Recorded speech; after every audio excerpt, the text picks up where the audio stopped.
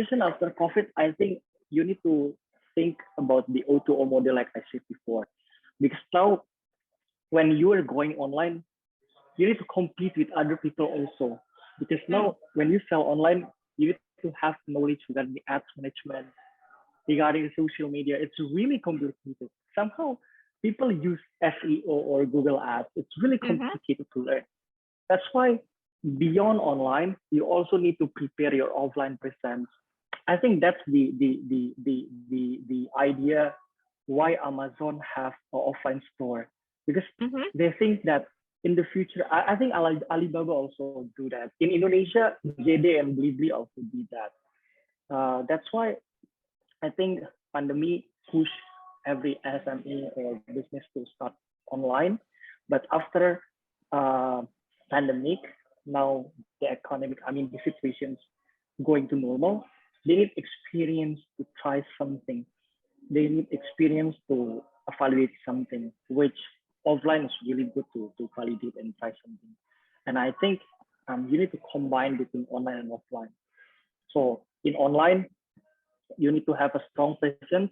You should have a good, let's say, portfolio for Instagram feed, let's say, or TikTok or WhatsApp catalog. So you can use that. And once the customer questioning regarding your product, you have offline presence that you can try or they can validate something. I think this is something that worth to try after pandemic. O2O model.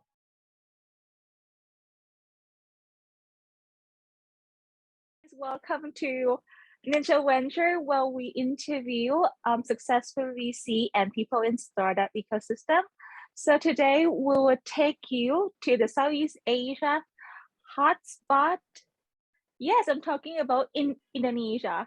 So today we'll get insights from a famous SaaS company, Mekari, from Kenny. So without further ado, let's get started. So Kenny, can you please introduce yourself for us? Okay. Thank you so much, guys. I'm Kenny, a Mekari principal. Mekari is the largest SaaS player in Indonesia. We have several products. For HRES, we have Talenta. For accounting, we have Journal. For customer relationship management, we have Contact. For digital signature, we have Mekari Event. So we have many products that we can collaborate or we can sell. Now we are really focused on Indonesian market. We have over 30,000 clients all over Indonesia, and now we are ready to expand in Southeast Asia and Gulf countries. Why? Because we choose Southeast Asia because technically the culture is quite same with our Indonesia market. That's why we focus on the Southeast Asia countries. And for the Gulf countries, why we are focusing on Gulf countries, because we saw that many companies looking for WhatsApp API solution, the WhatsApp 21, which one of our company called Contact can provide that product, that service. That's why now we are focusing on those regions for the expansion. In Indonesia itself, we quite familiar with. We already onboarded many brands, popular brands such as group, government, hospitals, banking, and etc. Yeah, I think that's the short intro regarding Mekari and myself. Okay, all right, cool.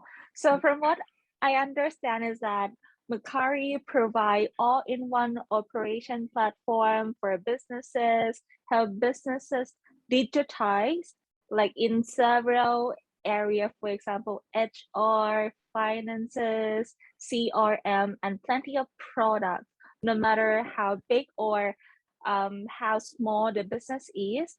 So I guess your clients is probably not only like big corporate firm, but also MSME, right?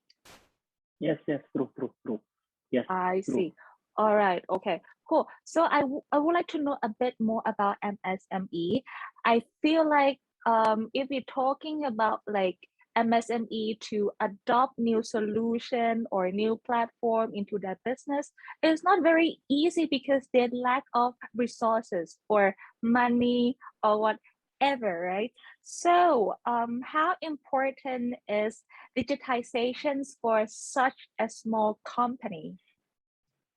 How Yeah. important is it? How important to using technologies, right? Right. Yeah. Basically, I agree with that. Some of the small medium enterprise business that subscribe our service somehow very struggling from the beginning. But I think by the time that we learn, they can adopt the technology as long as the flow is clear. Number one. Number two, the platform is quite similar with the popular platform. That's why most of the platform that we use, sometimes we only use the interface like WhatsApp, the flow like chat platform, because most of the small medium enterprise quite familiar with a chatting platform. And regarding the importance of the technology itself, I think COVID and pandemic give us a lot of exposures regarding how important to transform your business into online. That's why no matter you are big, medium, or small, you need to adapt with technology. And from the previous years, because of pandemic, one of our business called Contact grow really fast because we partnership with WhatsApp to provide APIs, which in Indonesia, most of the small medium enterprises using WhatsApp for customer support and selling the product. That's why this is the opportunity to small medium enterprise adopt technology. The easiest technology that you can use, of course, using WhatsApp, because WhatsApp is really popular in Indonesia. They have, if I'm not mistaken, 80 or 90 million users in Indonesia. So most of the SME, most of the small medium enterprise are using WhatsApp to adopt the technology. But in the future, I think because the pandemic going down and the people or most of the office now in Indonesia already open, so it's time to collaborate to offline also. We call it O2O in Indonesia. So you can transaction via online, commerce, WhatsApp, Instagram, etc. But at the end of the day, you can also visit the outlet or visit the offline store to adjust or to validate something. I think that's my thoughts regarding this question. All right. So you have mentioned that pandemic is another factor why a small business should adopt new technology, right? So Yes. Can you tell me like what are the top challenges for MSME during the pandemic? Okay, I think one of the challenges you already mentioned before regarding the human resource, everyone need to adapt to the technology. Everyone needs to adapt to the online transaction. That's number one. Number two, I think somehow when you use technology, you need to rely on other services. Let's say you start to sell online, you need to have a reliable delivery platform. You need to have a reliable system. Let's say you create your own dashboard or you create your own mobile phone to manage chat from the social media or online commerce. You should make it stable, because sometimes the challenge comes from the third-party delivery. Let's say we don't have a reliable delivery platform to make sure that all the orders sent on time, or the quality of delivery also. Sometimes the products are broken in the middle of the delivery. So beyond the human resource, I think it's quite important to looking for another third-party service to support your business, such as for online transaction in Indonesia, we have Contact, like I said before in Mekari Group. We help them to facilitate a dashboard to manage chat from multiple social media such as WhatsApp, Instagram, etc. So they don't need to open WhatsApp and Instagram one by one. We already integrated to one dashboard, so it's really easy to manage. That's number one. Number two, you need to have a reliable delivery service to make sure your customer happy with the what is it product product delivery, and also make sure that the product is well handled. Yeah. I see. All right. Yeah. So as for now, like COVID starting to get better, like people getting used to it right now. So is there any suggestions would you like to give to MSME who want to thrive after the recovery of economy? Sorry, if you can you repeat? I couldn't hear your question. Oh yeah, sure. So is there any suggestions you would like to give to MSME to revive the business after the COVID? Oh, suggestion, right? Right. Oh, okay. For this suggestion after COVID, I think you need to think about the O2O model, like I said before, because now when you are going online, you need to compete with other people also. Because now when you sell online, you need to have knowledge regarding the ads management, regarding social media. It's really complicated. Somehow people use SEO or Google Ads. It's really complicated to learn. That's why beyond online, you also need to prepare your offline presence. I think that's the idea why Amazon have an offline store, because they think that in the future, I think Alibaba also do that. In Indonesia, JD and Blibli also did that. That's why I think pandemic push every SME or business to start online. But after pandemic, now the economic, the situation's going to normal. They need experience to try something. They need experience to evaluate something, which offline is really good to validate and try something. And I think you need to combine between online and offline. So in online, you need to have a strong presence.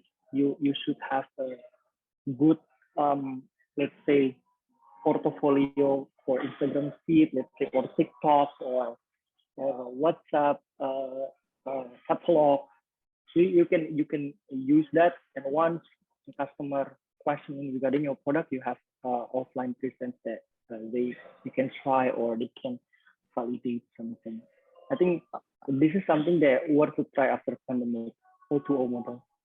All right. So yeah. All right. So as we all know that Indonesia is like, a very popular startup hub in Southeast Asia. So you think doing international expansion is easy for your company? Yes. Of course, it's not easy because in Indonesia, it's quite. It's not easy for going international because when you sell a business, B2B business, it's really important to have a network. Which in Indonesia, I have many networks. Which in Indonesia, I have many decision makers and levels. It's really easy to connect with their platform or with their system. But when we going global, it's really hard to attach with our customers or partners. But what makes me believe we can succeed? Because we already onboard many clients in Indonesia, and because of we already onboard many clients, we have many use cases. Like one of the popular use cases in Indonesia now is sending COVID test or laboratorium test via WhatsApp, which in other hospitals in the world, I think can use the same model or can use the same use cases. Not only hospitals, we can also help the healthcare facilities such as, I don't know, in Indonesia, we have Bumame, which very focused on the COVID test. So they have an offline store in each region, in each cities, to only focus on the COVID test. Once after that, after they test in Bumame, and we will send the results via WhatsApp, which you think in every hospital, healthcare facilities, hospitals, and etc. need to do that. for for for for for the digital transformation, and it also would be easier for customers receive the result. That's one of the use case. All right. Okay. I, I see. So another thing is that, like, I understand that going abroad is such a dream to many startups, right? But we can see some examples of those startups who very successful in their own countries, but when they go abroad, they fail. So my question is, when and how to know if the startup is ready to do the global expansion? Yeah, I think I couldn't answer this question I mean, quite significant or quite good because we just thought for expand. But I realized this question because in Indonesia, we already have Uber previous years, but they closed the business. I also heard about Meso and etc. In India, they are very big, but when they operate in Indonesia, they couldn't avoid the market fit and etc. Um, we realize on that, but what we believe we can succeed because now we just started. That's the first one. We have a model for, I mean, most of the SaaS company is really easy to expand because the concept of SaaS is not like I mean like a commerce system or etc. So they can learn by themselves, like Zendesk, like Twilio and etc. They can succeed because they have a clear documentation. They have a clear customer success story. As long as we have that, I think we can expand. But what happened for the after sales of customers succeed?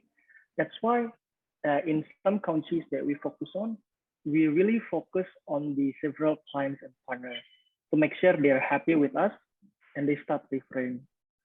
Because when we don't have a capacity to manage and to maintain the expectation, the brand of our staff will be going down and it will be respect to all the operations. That's why at some countries that we expand, we really focus on the clients and specific partners that we are looking for, or we are, after that, once they're happy with us, they can start referring. And after that, the growth model or the growth acquisition will be going automatically. All right. Okay. I see. So, is there any particular country that is your number one on your expansion list? Like, we have to go to this country. Yeah, mostly Southeast Asia countries, of course, and the other priorities is growth countries, because we saw that we got many inquiries from growth countries like Saudi Arabia, Oman, Qatar, and etc. I see. All right. Okay. Yeah, because why the question somehow people ask why you didn't expand to Europe. Somehow it's really hard to expand to Europe because they have many languages. Mm. In Gulf countries, they also have local language, but Right. somehow the business accept the English language. That's why many startups, many business expand to the Gulf countries. And what makes us drive to the Gulf countries? Because we capture that from our Google ads, our Google search, or Google keyword. Many people from Gulf countries looking for WhatsApp API solution, WhatsApp official green tick like I said before, which one of our business or contact can do that, can help. Yeah. You're not only working for Mekari. Previously, you have found ChatBiz, right? So yeah, can you tell us a bit more about ChatBiz? Yeah, I think ChatBiz is quite similar like I did before, but the focus on ChatBiz is create an automation model, which in Mekari Group in Contact we create platform. So previously I collaborate with Contact by Mekari to create a good customer experience model in WhatsApp. So when they transaction using WhatsApp, the chatbot or the automation system can achieve, which ChatBase can provide that. The previous the previous startup can provide that. So we focus on the automation use case specifically for do a transaction and customer support. I see. All right.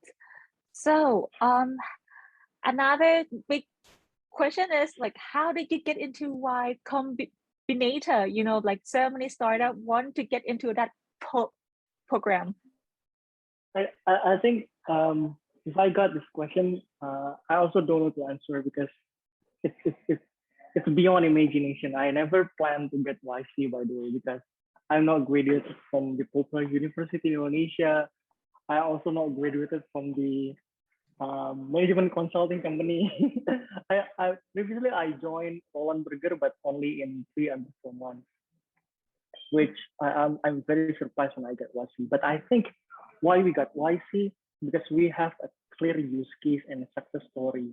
Before joining Y Combinator, we already helped Manulife, we already helped the biggest FMCG in Indonesia, and also retail automotive such as Isuzu and Astra. That's why we believe the product already fit and ready to raise funds. I see, because of you know, you have like good examples, the real use case. I see. Yeah, I realized that some of the YC awardee just launched the product just launched the product with YC. I mean with YC, but because I don't have a portfolio regarding the management consulting and the education like I shared before. Right. We focus on the product market fit. I see. Yeah. So after going through YC, like what did you learn from that program? I think I learned that momentum is really important. When you want to raise funds, when you want to get funding, make sure you are ready. Because somehow I learned something. That's one of the reasons why I leave ChatBase, by the way.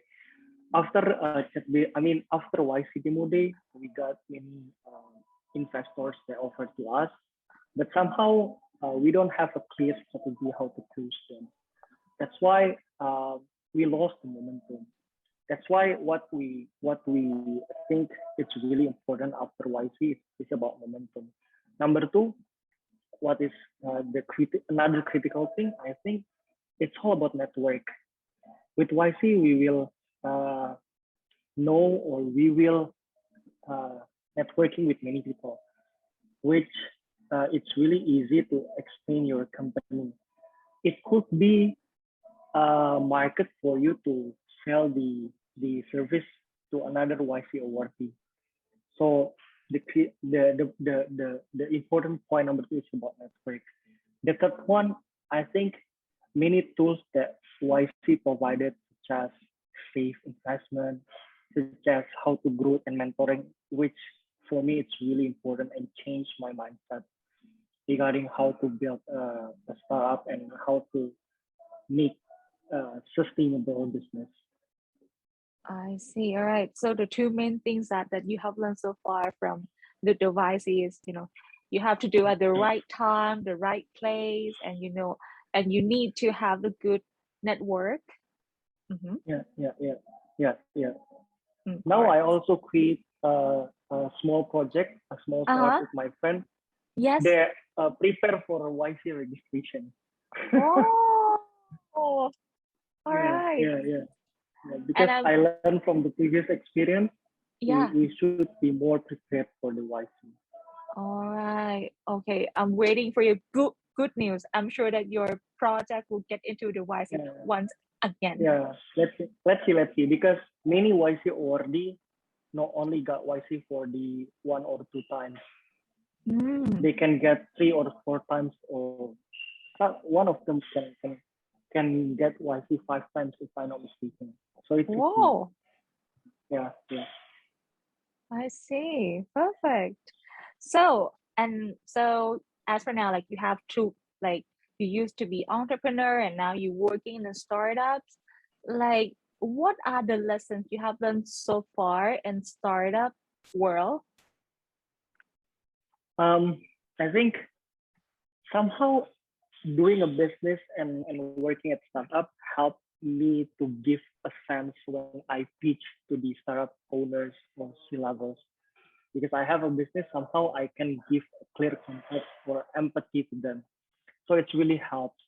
But somehow it's really struggling regarding the time management. That's why I'm still working after working hour and also weekend. Because when you do a startup, you need to guide your team also.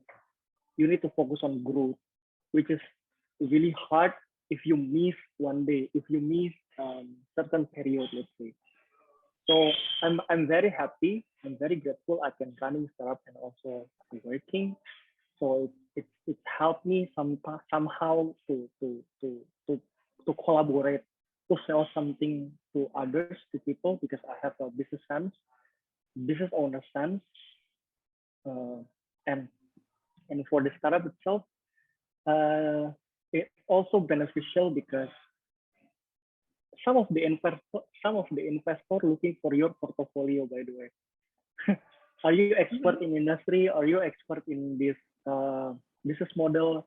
So when you work and doing startup, it will be beneficial or it will be helpful when you raise your startup because you have a clear portfolio and advantage regarding the experience before. I see. All right. So here come the last questions. My last question is there any suggestions you would like to give to young people who want to start their own startup or start a business? You don't have to be great to start. You have to start to be great. Because Oh, I also know a graduate from Popular University. uh-huh. I also not born with the privileged family. Even my English was bad, but I always try something. I don't afraid to fail. I don't care if people don't like me. I really focus on my goal. I really focus on something that I really want, the privilege that I want to get. Yeah, for for the summarize of my word, you All have. right. I mean, you don't have to be at the start. You have to start to be great. Ah, cool. That's a very good word. Yeah, so you don't have you should not afraid to fail and you just like go for whatever you dreamed, right? Yeah. Yeah, Perfect. yeah, That's very yeah. inspiring. Okay.